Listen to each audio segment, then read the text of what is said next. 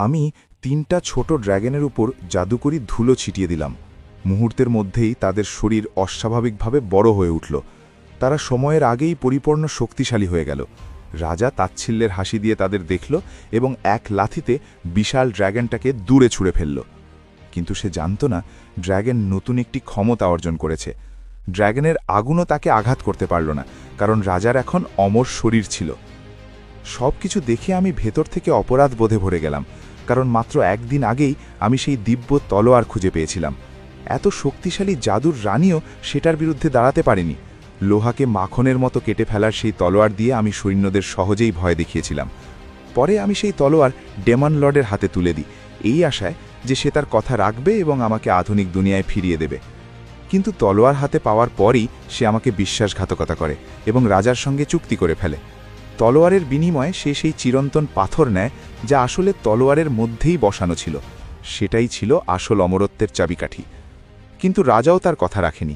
সে demon লর্ডকে একটি নকল পাথর দেয়, ফলে দুই দিব্য বস্তুই হারিয়ে যায়। রাজা তখন মারা যায়, তার সব কিছুই তার কাছেই রয়ে যায়, আর আমাদের কাছে যেন আর কোনো পথ ছিল না। হঠাৎ ব্যাং মেয়েটি মানুষের রূপ নিয়ে রাজাকে ধাক্কা দিয়ে মাটিতে ফেলে দেয়। সুযোগ পেয়ে আমি পড়ে থাকা জায়গা থেকে জাদুকরি তলোয়ারটা তুলে নিই। মুহূর্তের মধ্যেই যুদ্ধের মোড় ঘুরে যায়, জয় প্রায় আমার হাতের মুঠোয় চলে আসে। যেই মুহূর্তে ব্যাং মেয়েটি ভাবল আমি তাকে বাঁচাবো, ঠিক তখনই আমি তলোয়ার দিয়ে সময় আর মহাকাশ কেটে একটি পথ তৈরি করি। তলোয়ারটা ফেলে দিয়ে আমি জাদুর দুনিয়া ছেড়ে চলে যাই। যদিও শেষ পর্যন্ত আমি নিজের পরিচিত দুনিয়ায় ফিরে আসি, তবুও মনে একটা অপরাধ বোধ থেকে যায়। অনেক দিন ধরে সেই অনুভূতির সঙ্গে লড়াই করার পর আমি সিদ্ধান্ত নিই নিজের সত্যিকারের অনুভূতির মুখোমুখি হব। আমি আবার সেই হোয়াইট মাউন্টেন ডিভাইন কিংডমে ফিরে যেতে চাই। কিন্তু এবার আমি শুধু ব্যর্থই হইনি, আমার অদ্ভুত আচরণের জন্য আমাকে গ্রেফতার করে বন্দি করে রাখা হয়। সেখানে আমি আশ্চর্যজনকভাবে একজন জাদুকরের সঙ্গে দেখা করি।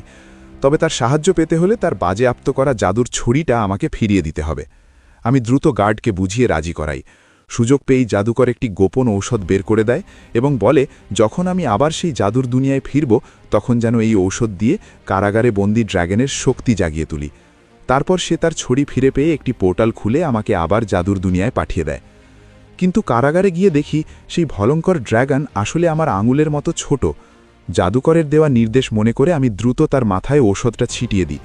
কিন্তু কিছুই হলো না, বরং গার্ডরা সতর্ক হয়ে আমাকে ধরে ফেলে।